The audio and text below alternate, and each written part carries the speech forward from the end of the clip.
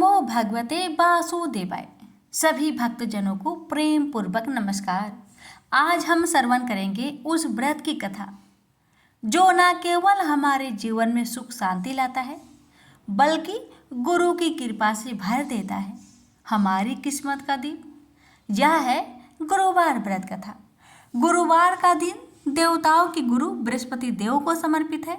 इनकी पूजा से धन, ज्ञान, संतान, सौभाग्य और वैवाहिक जीवन में सुख समृद्धि प्राप्त होती है। इस व्रत को जो श्रद्धा और नियम पूर्वक करता है उसके रुके हुए कार्य सिद्ध होते हैं, कर्ज से मुक्ति मिलती है, वैवाहिक समस्याएं दूर होती है और सबसे बड़ी बात, जीवन में गुरु का मार्गदर्शन प्राप्त होता है।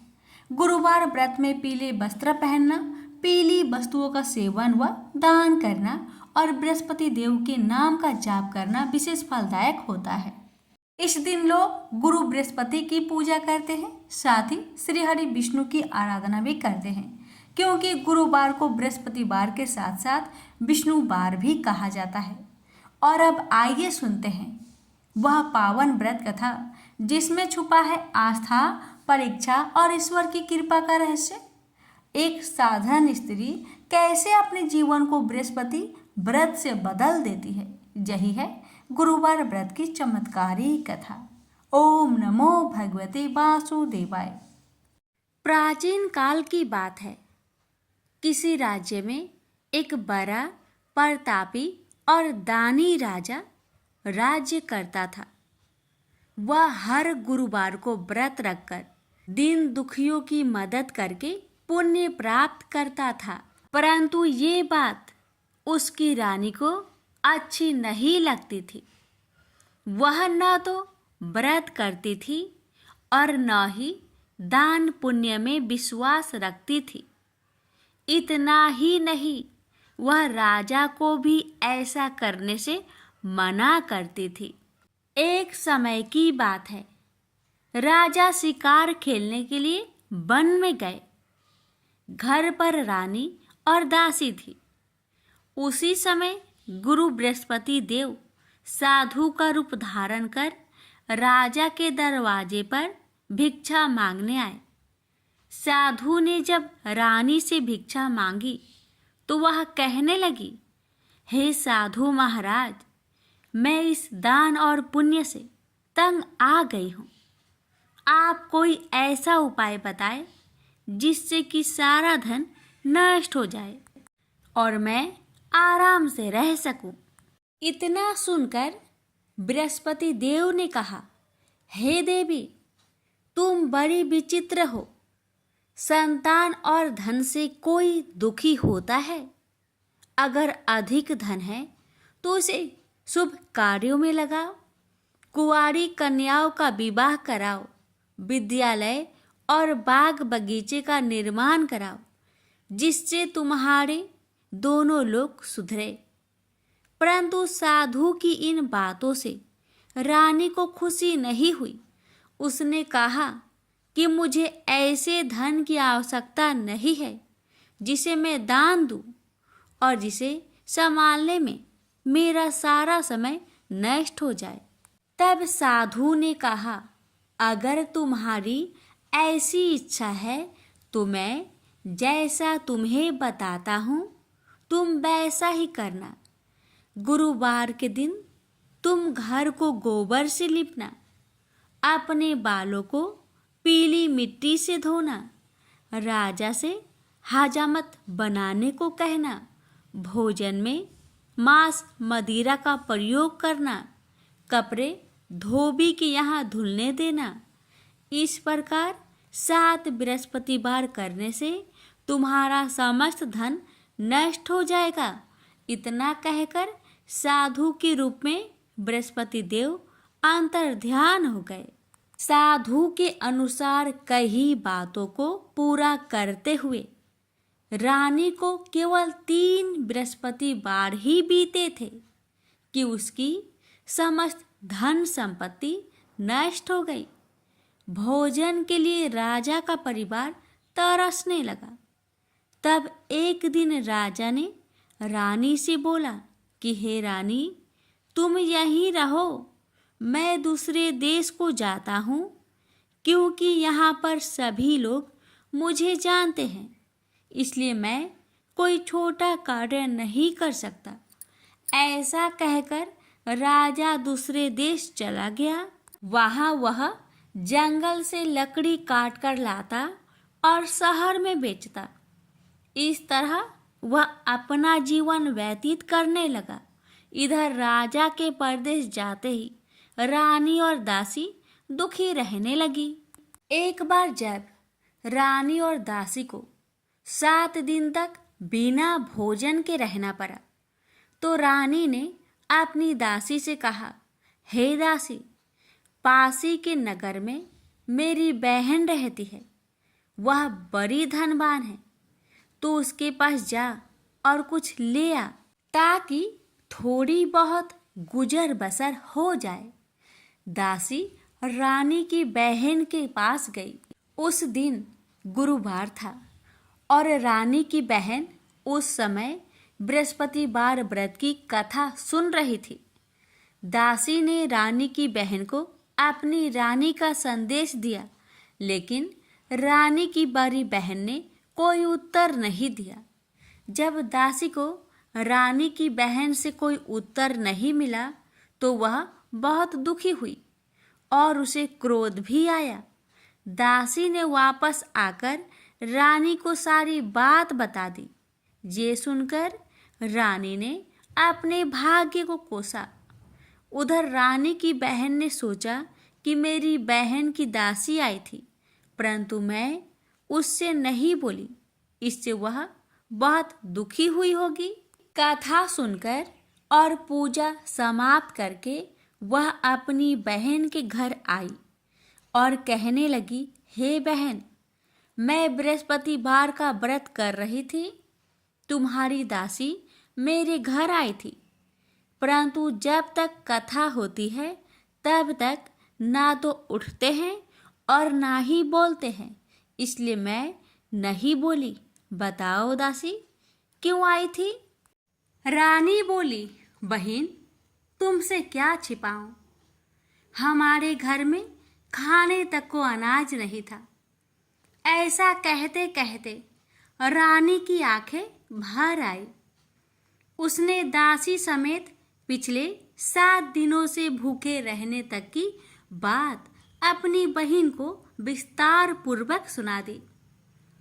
रानी की बहन बोली, देखो बहन, भगवान बृहस्पति देव सबकी मनोकामना को पूर्ण करते हैं। देखो, शायद तुम्हारे घर में अनाज रखा हो।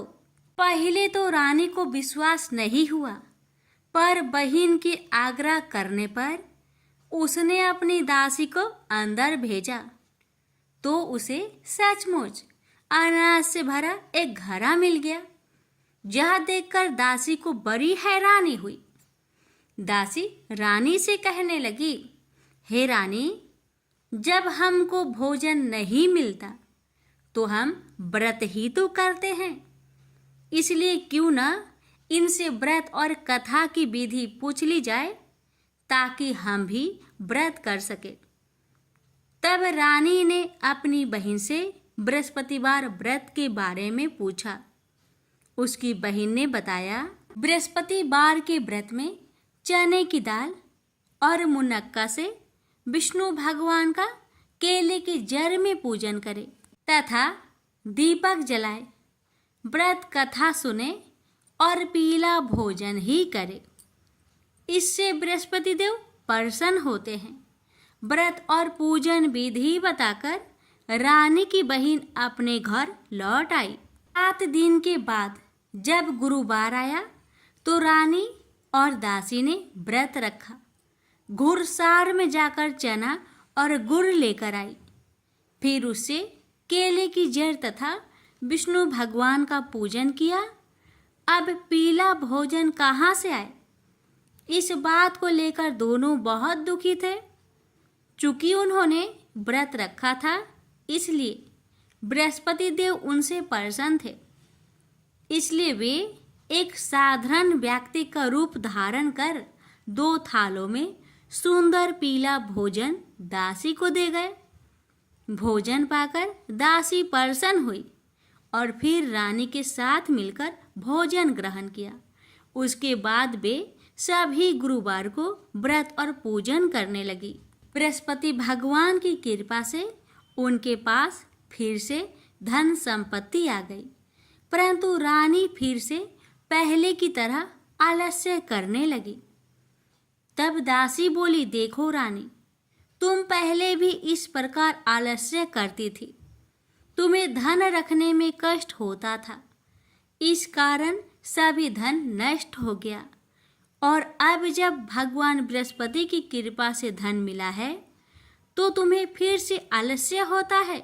रानी को समझाते हुए दासी कहती है कि बड़ी मुसीबतों के बाद हमने यह धन पाया है, इसलिए हमें दान पुण्य करना चाहिए, भूखे मनुष्य को भोजन कराना चाहिए और धन को शुभ कार्य में खर्च करना चाहिए, जिससे तुम्हारे कुल का यश बढ़ेगा, स्वर्ग की प्राप्ति होगी और पितृ प्रसन्न होंगे।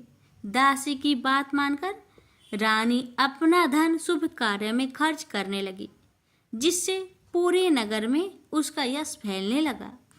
बृहस्पतिवार व्रत कथा के बाद श्रद्धा के साथ आरती की जानी चाहिए। इसके बाद प्रसाद बांटकर उसे ग्रहण करना चाहिए। एक दिन राजा दुखी होकर जंगल में एक पेड़ के नीचे आसन जमाकर बैठ गया। वह अपनी दशा को याद करके व्याकुल होने लगा। बृहस्पतिवार का दिन था। एकाएक उसने देखा कि निर्जन वन में एक साधु प्रकट हुए।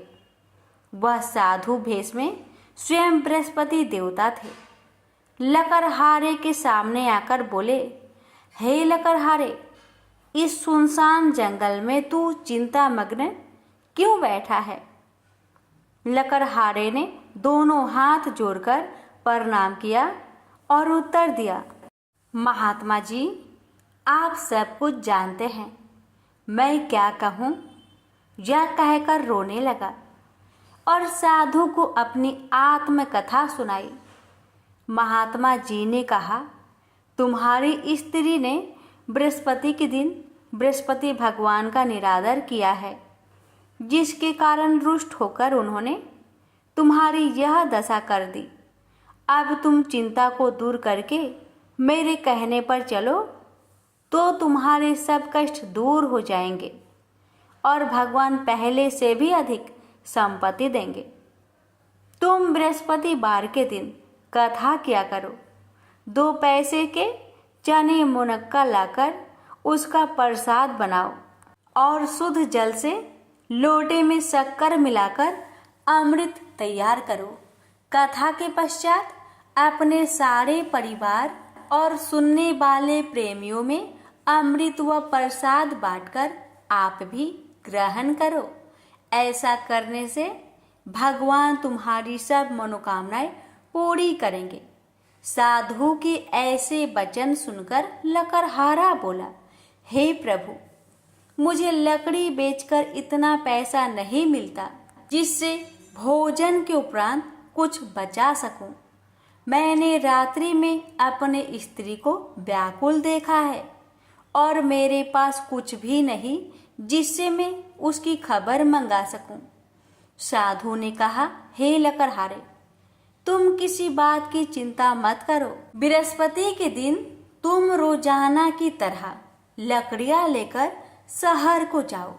तुम्हारे रोज से दुगुना धन प्राप्त होगा, जिससे तुम भली भांति भोजन कर लोगे तथा बृहस्पति देव की पूजा का सामान भी आ जाएगा। इतना कहकर साधु अंतर्ध्यान हो गए। धीरे धीरे समय व्यतीत होने पर फिर वही बृहस्पतिवार का दिन आया। लकड़हारा जंगल से लकड़ी काटकर किसी शहर में बेचने गया। उसे उस दिन और दिन से अधिक पैसा मिला। राजा ने चना गुड़ आदि लाकर गुरुवार का व्रत किया। उस दिन से उसके सभी कलेश दूर हुए। परंतु जब दोबारा गुरुवार का दिन आया तो बृहस्पति बार का व्रत करना भूल गया। इस कारण बृहस्पति भगवान नाराज हो गए। उस दिन उस नगर के राजा ने विशाल यज्ञ का आयोजन किया तथा शहर में यह घोषणा करा दी कि कोई भी मनुष्य अपने घर में भोजन न बनावे, न आग जलावे। समस्त जनता मेरे यहाँ भोजन करने आवे। इस आज्ञा को जो न मानेगा उसे फांसी की सजा दी जाएगी। इस तरह की घोषणा संपूर्ण नगर में करवा दी गई। राजा की आज्ञा अनुसार शहर के सभी लोग भोजन करने गए, लेकिन लकड़हारा कुछ देर से पहुंचा, इसलिए राजा उसको अपने साथ घर लिवा ले गए और ले जाकर भोजन करा रहे थे। तो रानी की दृष्टि उस खूंटी पर पड़ी जिस पर उसका हार लटका हुआ था। वह वहां पर दिखाई नहीं दिया। रानी ने निश्चय किया कि मेरा हार इस मनुष्य ने चुरा लिया है। उसी समय सिपाहियों को बुलवाकर उसको कारागार में डलवा दिया। जब लकड़हारा कारागार में पड़ गया और बहुत दुखी होकर विचार करने लगा कि ना जाने कौन से पूर्व जन्म के कर्म से मुझे यह दुख प्राप्त हुआ है, और उसी साधु को याद करने लगा जो कि जंगल में मिला था। उसी समय तत्काल बृहस्पति देव साधु के रूप में प्रकट हुए और उसकी दशा को देखकर कहने लगे, अरे मूर्ख, तूने बृहस्पति देव की कथा नहीं करी, इस कारण तुझे दुख प्राप्त हुआ है। अब चिंता मत कर। बृहस्पति बार के दिन कारागार के दरवाजे पर 4 पैसे पड़े मिलेंगे। उनसे तू बृहस्पति देव की पूजा करना, तेरे सभी कष्ट दूर हो जाएंगे। बृहस्पति के दिन उसे 4 पैसे मिले। लकड़हारे ने कथा कही। उसे रात्रि को बृहस्पति देव ने उस नगर के राजा को सपने में कहा, हे राजा, तुमने जिस आदमी को कारागार में बंद किया है वह निर्दोष है, वह राजा है, उसे छोड़ देना। रानी का हार उसी खूंटी पर लटका है। अगर तू ऐसा नहीं करेगा तो मैं तेरे राज्य को नष्ट कर दूंगा। इस तरह रात्रि के सपनों को देखकर राजा प्रातः काल उठा और खूंटी पर हार देखकर लकड़हारे को बुलाकर क्षमा मांगी तथा लकड़हारे को योग्य सुंदर वस्त्र आभूषण देकर विदा कर दिया। बृहस्पति देव की आज्ञा अनुसार लकड़हारा अपने नगर को चल दिया। राजा जब अपने नगर के निकट पहुंचा तो उसे बड़ा आश्चर्य हुआ। नगर में पहले से अधिक बाग, तालाब, कुएं तथा बहुत सी धर्मशाला, मंदिर आदि बन गई है। राजा ने पूछा, यह किसका बाग और धर्मशाला है? तब नगर के सब लोग कहने लगे, यह सब रानी और बांदी की है। तो राजा को आश्चर्य हुआ और गुस्सा भी आया।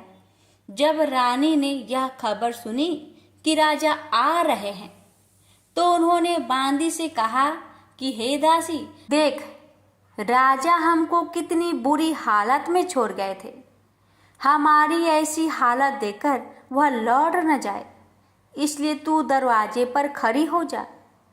आज्ञा अनुसार दासी दरवाजे पर खड़ी हो गई।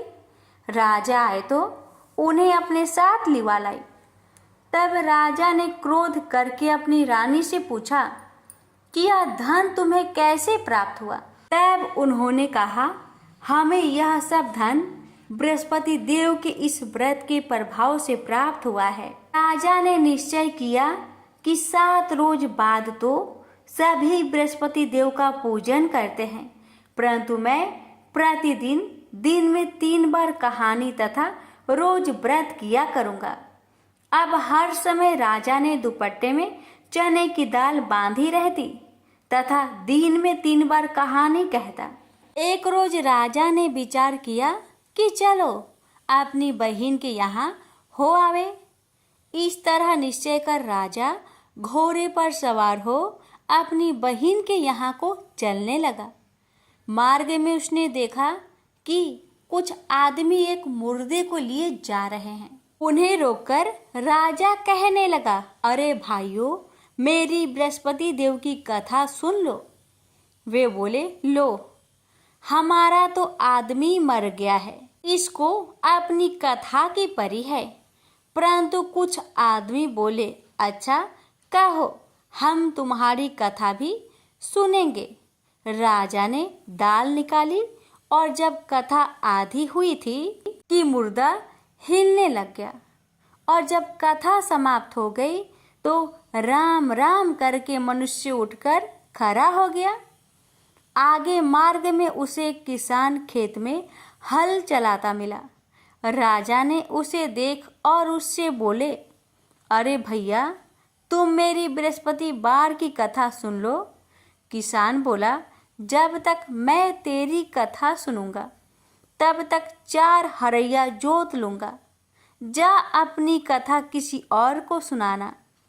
इस तरह राजा आगे चलने लगा। राजा के हंसते ही बैल पछाड़ खाकर गिर गए तथा किसान के पेट में बड़ी जोर का दर्द होने लगा। उस समय उसकी माँ रोटी लेकर आई। उसने जब यह देखा तो अपने पुत्र से सब हाल पूछा और बेटे ने भी सभी हाल कह दिया। तो बुढ़िया दौड़ी दौड़ी उस घोड़ सवार के पास गई और उससे बोली कि मैं तेरी कथा सुनूंगी, तू अपनी कथा मेरे खेत पर चलकर ही कहना। राजा ने बुढ़िया के खेत पर जाकर कथा कही। इसके सुनते ही वह बैल उठ खड़ा हुई तथा किसान के पेट का दर्द भी बंद हो गया। राजा अपनी बहिन के घर पहुंचा। बहिन ने भाई की खूब मेहमानी की। दूसरे रोज प्रातःकाल राजा जागा तो वह देखने लगा कि सब लोग भोजन कर रहे हैं। राजा ने अपनी बहिन से कहा, ऐसा कोई मनुष्य है जिसने भोजन नहीं किया हो? मेरी बृहस्पतिवार की कथा सुन ले। बहिन बोली, हे भैया, यह देश ऐसा ही है कि पहले यहाँ लोग भोजन करते हैं, बाद में अन्य काम करते हैं। अगर कोई पड़ोस में हो तो देख आऊं। वह ऐसा कहकर देखने चली गई, परंतु उसे कोई ऐसा व्यक्ति नहीं मिला जिसने भोजन न किया हो। अतः वह एक कुम्हार के घर गई जिसका लड़का बीमार था। उसे मालूम हुआ कि उनके यहाँ 3 रोज से किसी ने भोजन नहीं किया है। रानी ने अपने भाई की कथा सुनने के लिए कुम्हार से कहा। वह तैयार हो गया। राजा ने जाकर बृहस्पतिवार की कथा कही, जिसको सुनकर उसका लड़का ठीक हो गया। अब तो राजा की प्रशंसा होने लगी। एक रोज राजा ने अपनी बहन से कहा कि हे बहन, हम अपने घर को जाएंगे, तुम भी तैयार हो जाओ। राजा की बहन ने अपनी सास से कहा। सास ने कहा, हाँ चली जा, परंतु अपने लड़कों को मत ले जाना, क्योंकि तेरे भाई के कोई औलाद नहीं है। बहन ने अपने भैया से कहा, हे भैया, मैं तो चलूंगी पर कोई बालक नहीं जाएगा। राजा बोला, जब कोई बालक नहीं चलेगा तब तुम ही क्या करोगी? बड़े दुखी मन से राजा अपने नगर को लौट आया। राजा ने अपनी रानी से कहा, हम निरवंशी है, हमारा मुंह देखने का धर्म नहीं है और कुछ भोजन आदि नहीं किया। रानी बोली, हे प्रभु, बृहस्पति देव ने हमें सब कुछ दिया है, वह हमें औलाद अवश्य देंगे। उसी रात को बृहस्पति देव ने राजा से सपने में कहा, हे राजा, उठ, सभी सोच त्याग दे, तेरी रानी गर्भ से है। राजा को यह बात सुनकर बड़ी खुशी हुई। 9वें महीने में उसके गर्भ से एक सुंदर पुत्र पैदा हुआ।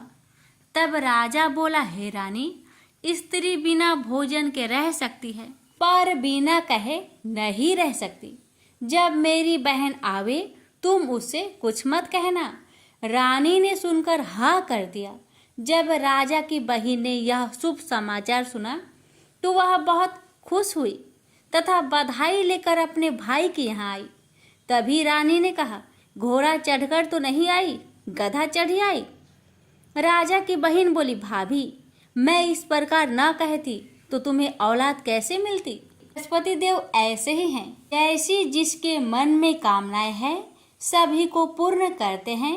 जो सदा भावना पूर्वक बृहस्पतिवार का व्रत करता है एवं कथा पढ़ता अथवा सुनता है, दूसरों को सुनाता है, बृहस्पति देव उसकी सभी मनोकामना पूर्ण करते हैं। तो प्रेम से बोलिए बृहस्पति भगवान की जय हो। गुरुवार की महालक्ष्मी जी की व्रत कथा। इस कथा को सुनने अथवा पढ़ने से सभी मनोकामना पूर्ण हो जाती है। भारतवर्ष के सौराष्ट्र देश में द्वापर युग की यह कहानी हुई है। सौराष्ट्र में उस समय भद्रश्रवा नाम के राजा थे। वे बड़े पराक्रमी राजा थे। 4 वेद, 6 शास्त्र, 18 पुराणों का उन्हें ज्ञान था। उनकी रानी का नाम सूरत चंद्रिका था। रानी देखने में सुंदर और सुलक्षणा थी तथा पतिव्रता थी। उन दोनों को 7 पुत्र तथा उनके बाद एक कन्या का वरदान मिला था। कन्या का नाम श्यामबाला था। एक बार महालक्ष्मी जी के मन में आया कि जाकर उस राजा के राजप्रसाद में रहे। इससे राजा को दुगनी धन दौलत की प्राप्ति होगी और वह इस धन दौलत से अपनी प्रजा को और सुख दे पाएगा। गरीब के घर अगर रहे और उन्हें धन दौलत प्राप्त हो तो वह स्वार्थी की तरह केवल अपने ऊपर ही खर्च करेगा। यह सोचकर श्री महालक्ष्मी जी ने बूढ़ी ब्राह्मण स्त्री का रूप धारण किया। हाथ में लाठी लिए लाठी के सहारे रानी के द्वार तक पहुंची। यद्यपि उन्होंने बूढ़ी औरत का रूप धारण किया था, पर उनके चेहरे पर देवी का तेज था। उन्हें देखते ही एक दासी सामने आई। उसने इनका नाम, धाम, काम, धर्म पूछ डाला। वृद्ध ब्राह्मण का रूप धारित माता लक्ष्मी ने कहा, पालिके मेरा नाम कमला है। मेरे पति का नाम भुवनेश है। हम द्वारिका में रहते हैं। तुम्हारी रानी पिछले जन्म में एक वैश्य की पत्नी थी। वह वैश्य गरीब था। दरिद्रता के कारण हर रोज घर में झगड़े होते थे तथा उसका पति रोज उसे मारता था। इन बातों से तंग आकर वह घर छोड़कर चली गई तथा वन जंगल में खाली पेट भटकने लगी। उसकी इस दुर्दशा पर मुझे दया आई। तब मैंने उसे सुख संपत्ति देने वाली श्री महालक्ष्मी जी की कथा सुनाई। मेरे कहने पर उसने श्री महालक्ष्मी जी का व्रत किया। श्री महालक्ष्मी जी प्रसन्न हुई। उसकी गरीबी दूर हुई। उसका घर संसार दौलत संतति संपत्ति से भर गया। बाद में पति पत्नी दोनों परलोक सिधारे। लक्ष्मी व्रत करने के कारण वे लक्ष्मी लोक में रहे। उन्होंने जितने साल महालक्ष्मी जी का व्रत किया उतने हजारों साल उन्हें सुख भोग मिला। इस जन्म में उनका जन्म राजघराने में हुआ है, परंतु वह श्री महालक्ष्मी जी का व्रत करना भूल गई है। उसे यह याद दिलाने मैं यहाँ आई हूँ। बुढ़िया की बातें सुनकर दासी ने उन्हें प्रणाम किया तथा श्री महालक्ष्मी जी का व्रत किस तरह किया जाए इस बारे में पूछा। बुढ़िया रूप धारण किए हुए श्री महालक्ष्मी माता ने दासी को पूजा की विधि तथा महिमा बताई। इसके बाद वह दासी माता को प्रणाम कर रानी को बताने अंदर चली गई। राज वैभव में रहते हुए रानी को अपने ऐश्वर्य का बहुत घमंड हुआ था। संपत्ति तथा अधिकार के वजह से वह उन्मत्त हो गई थी। दासी द्वारा बताई गई बुढ़िया की बातें सुनकर वह आग बबूला हो गई और राजद्वार पर आकर बुढ़िया रूपी श्री महालक्ष्मी पर बरस पड़ी। उसे यह मालूम नहीं था कि श्री महालक्ष्मी माता बुढ़िया का रूप धारण किए द्वार तक आई हैं, परंतु रानी का इस कदर रूख बर्ताव तथा अपना अनादर देखकर माता ने वहां ठहरना ठीक ना समझा। वे वहां से चल पड़ी। राह में उन्हें राजकुमारी श्यामबाला मिली।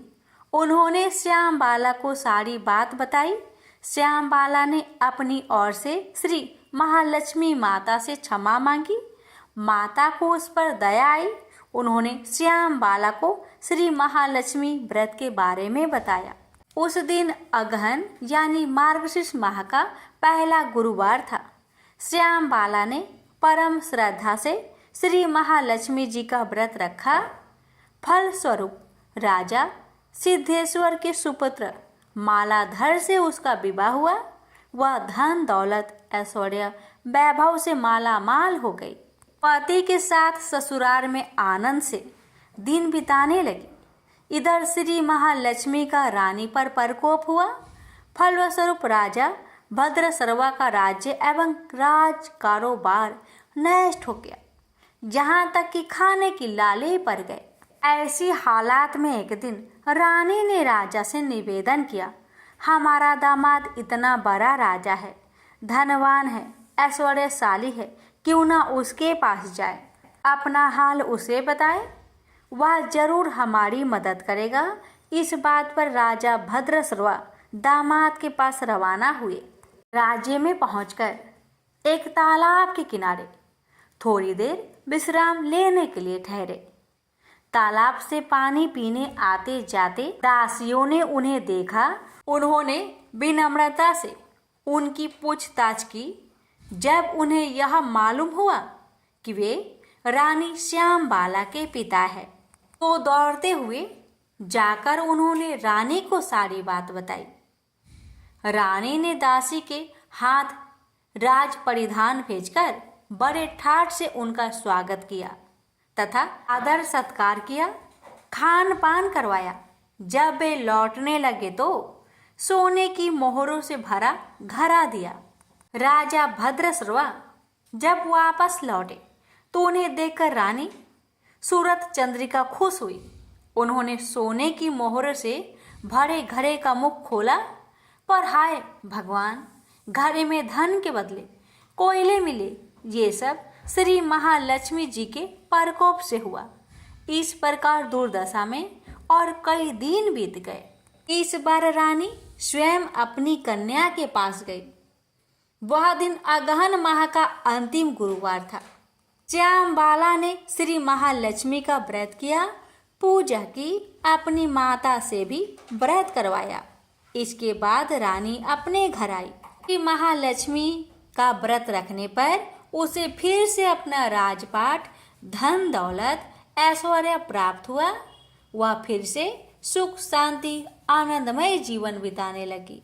कुछ दिनों बाद राजकन्या श्यामबाला अपने पिता के घर आई। उसे अपने घर देखकर सूरत चंद्रिका को पुरानी बातें याद आई। यही कि श्यामबाला ने अपने पिता को घड़ा भर कोयला दिया था और उसने तो कुछ भी नहीं दिया था। इसी कारण श्यामबाला को पिता के घर आने पर उसका कोई आदर आतिथ्य नहीं हुआ, बल्कि अनादर हुआ। पर उसने इस बात का बुरा नहीं माना। अपने घर लौटते समय उसने पिता के घर से थोड़ा नमक ले लिया। अपने घर लौटने पर उसके पति ने पूछा, अपने मायके से क्या लाई हो? इस पर उसने जवाब दिया, वहाँ का सार लाई हूँ। पति ने पूछा, इसका मतलब क्या हुआ? श्यामबाला ने कहा, थोड़ी धीरज रखे, सब मालूम हो जाएगा। उस दिन श्यामबाला ने सारा भोजन नमक बिना डाले ही बनाया और परोसा। पति ने खाना चखा, सारा खाना नमक बिना था, इसलिए स्वाद न आया। फिर श्यामबाला ने थाली में नमक डाला, इससे सारा भोजन स्वादिष्ट लगने लगा। तब श्यामबाला ने पति से कहा, यही है वह मायके से लाया हुआ सार। पति को उसकी बात सही लगी। फिर वह दोनों हंसी मजाक करते हुए भोजन करने लगे। कहा गया है कि इस तरह जो कोई श्रद्धा भाव से श्री महालक्ष्मी जी का पूजा करे, उसे माता की कृपा प्राप्त होती है, सुख संपत्ति शांति प्राप्त होती है, सभी मनोकामनाएं पूरी होती है। परंतु यह सब प्राप्त होने पर माता की पूजा को भूलना नहीं चाहिए। हर गुरुवार को व्रत पाठ अवश्य करना चाहिए। इस तरह श्री महालक्ष्मी जी की महिमा भक्तों की मनोकामना पूरी करती है। प्रेम से बोलिए लक्ष्मी माता जी की जय। हे माँ, आपकी कथा कहने वाले पर, सुनने वाले पर, हुकार भरने वालों पर अपनी कृपा सदा सर्वदा बनाए रखना, घर में सुख शांति बनाए रखना, भक्तों की हर मनोकामना को पूर्ण करना। बोलिए महालक्ष्मी माता जी की जय। सुनिए समस्त मनोकामना को पूर्ण करने वाली विष्णु सहस्त्र नाम पाठ। विष्णु सहस्त्र नाम स्रोत का उल्लेख महाभारत के अनुशासन पर्व में मिलता है। जब भीष्म पितामह मृत्यु शैया पर लेटे होते हैं, तब श्री कृष्ण की आज्ञा पर युधिष्ठिर उनसे उपदेश प्राप्त करते हैं। तो पितामह भगवान विष्णु के दिव्य 1000 नामों से युक्त इस कल्याणकारी स्रोत का उपदेश करते हैं। विष्णु सहस्त्र नाम का पाठ पढ़ने अथवा सुनने से समस्त मनोकामना पूर्ण हो जाती है। घर में धन्य धान्य सुख संपदा बनी रहती है। यदि आप विष्णु सहस्त्र नाम स्रोत यानी श्री हरि के 1000 नामों और उनकी महिमा को पढ़ने में असमर्थ है, तो मात्र एक श्लोक से ही इस पाठ का पुण्य प्राप्त किया जा सकता है। वो श्लोक इस प्रकार है।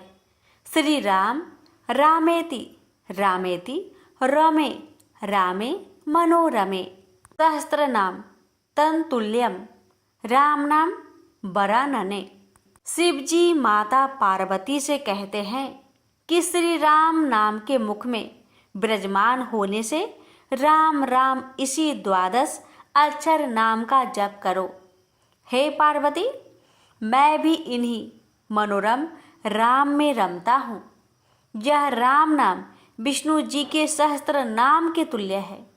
भगवान राम के राम नाम को विष्णु सहस्त्र नाम के तुल्य कहा गया है। इस मंत्र को श्री राम तारक मंत्र भी कहा जाता है और इसका जाप संपूर्ण विष्णु सहस्त्र नाम या भगवान विष्णु के 1000 नामों के जाप के समतुल्य है।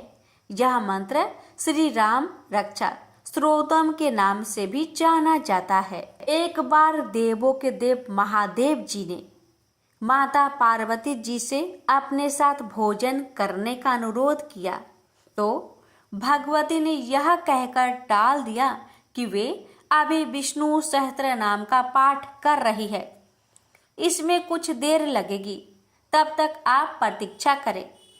भगवान शंकर ने जब पुनः पार्वती जी को बुलाया, तब भी पार्वती जी ने यही उत्तर दिया कि वे विष्णु सहस्त्र नाम के पाठ के पूर्ण होने के बाद ही आ सकेगी। शिव जी को उस समय बड़ी जल्दी थी, भूख लग रही थी और भोजन ठंडा हो रहा था। ऐसे में भूत भावन भगवान शिव जी ने कहा, हे पार्वती, राम राम कहो। एक बार राम कहने से विष्णु सहस्त्र नाम का संपूर्ण फल मिल जाता है, क्योंकि श्री राम नाम ही विष्णु सहस्त्र नाम के तुल्य है। इस प्रकार शिव जी के मुख से इस 2 अक्षर के नाम राम का विष्णु सहस्त्र नाम के समान जप सुनकर माँ पार्वती अभिभूत हो गई और उन्होंने भी तब राम इस दिव्य अक्षर नाम का जप करके प्रसन्न होकर शिव जी के साथ भोजन किया। प्रेम से बोलिए सिया रामचंद्र की जय। हर हर महादेव, माता पार्वती की जय, लक्ष्मी नारायण की जय। अब श्रवण करें बृहस्पतिवार व्रत की आरती। जय बृहस्पति देवा, ओम जय बृहस्पति देवा, छिन छिन भोग लगाऊं कदली फल मेवा। ओम जय बृहस्पति देवा, जय बृहस्पति देवा, तुम पूर्ण परमात्मा, तुम अंतर्यामी, जगत पिता जगदीश्वर, तुम सबके स्वामी। ओम जय बृहस्पति देवा, जय बृहस्पति देवा, चरणामृत निज निर्मल, सब पातक हरता, सकल मनोरथ दायक, कृपा करो भरता। ओम जय बृहस्पति देवा, जय बृहस्पति देवा। तन मन धन अर्पण कर जो जन शरण परे, प्रभु प्रकट तब होकर आकर द्वार खरे। ओम जय बृहस्पति देवा, जय बृहस्पति देवा, दीन दयाल दयानिधि भक्तन हितकारी, पाप दोष सब हरता भव बंधन हारी। ओम जय बृहस्पति देवा, जय बृहस्पति देवा, सकल मनोरथे दायके, सब संचय हारो, विषय विकार मिटाओ, संतन सुखकारी। ओम जय बृहस्पति देवा, जय बृहस्पति देवा, जो कोई आरती तेरी प्रेम सहित गावे, जेठानंद आनंद कर सो निश्चय पावे। ओम जय बृहस्पति देवा, जय बृहस्पति देवा, प्रेम से बोलिए बृहस्पति भगवान की जय। लक्ष्मी माता की आरती। ओम जय लक्ष्मी माता, मैया जय लक्ष्मी माता, तुमको निस दिन सेवते हरि विष्णु विधाता। ओम जय लक्ष्मी माता, उमा रमा ब्रह्मानी तुम ही जग माता, मैया तुम ही जग माता। सूर्य चंद्रमा ध्यावते, सूर्य चंद्रमा ध्यावते, नारद ऋषि गाता। ओम जय लक्ष्मी माता, दुर्गा रूप निरंजनी सुख संपत्ति दाता, मैया सुख संपत्ति दाता। जो कोई तुमको ध्याता, रिद्धि सिद्धि धन पाता। ओम जय लक्ष्मी माता, तुम्हें पाताल निवासिनी, तुम्हें ही शुभदाता, मैया तुम्हें ही शुभदाता। कर्म प्रभाव प्रकाशिनी, भवनिधि की त्राता। ओम जय लक्ष्मी माता, जिस घर में तुम रहती सब सद्गुण आता, मैया सब सद्गुण आता। सब संभव हो जाता, मन नहीं घबराता। ओम जय लक्ष्मी माता, तुम बिन यज्ञ न होते, वस्त्र न कोई पाता, मैया वस्त्र न कोई पाता। खाने पाने का वैभव सब तुमसे आता। ओम जय लक्ष्मी माता, शुभ गुण मंदिर सुंदर क्षीरोदधि जाता, मैया क्षीरोदधि जाता। रत्न चतुर्दश तुम बिन कोई नहीं पाता। ओम जय लक्ष्मी माता, महालक्ष्मी जी की आरती जो कोई जन गाता, मैया जो कोई जन गाता। उरे आनंद समाता, पाप उतर जाता। ओम जय लक्ष्मी माता, ओम जय लक्ष्मी माता, मैया जय लक्ष्मी माता। तुमको निस दिन सेवते हरि विष्णु विधाता। ओम जय लक्ष्मी माता। सब बोलिए लक्ष्मी माता की जय, लक्ष्मी नारायण जी की जय। आरती पूरी होने के बाद तुलसी में आरती जरूर दिखाना चाहिए। इसके बाद घर के लोगों को आरती लेनी चाहिए।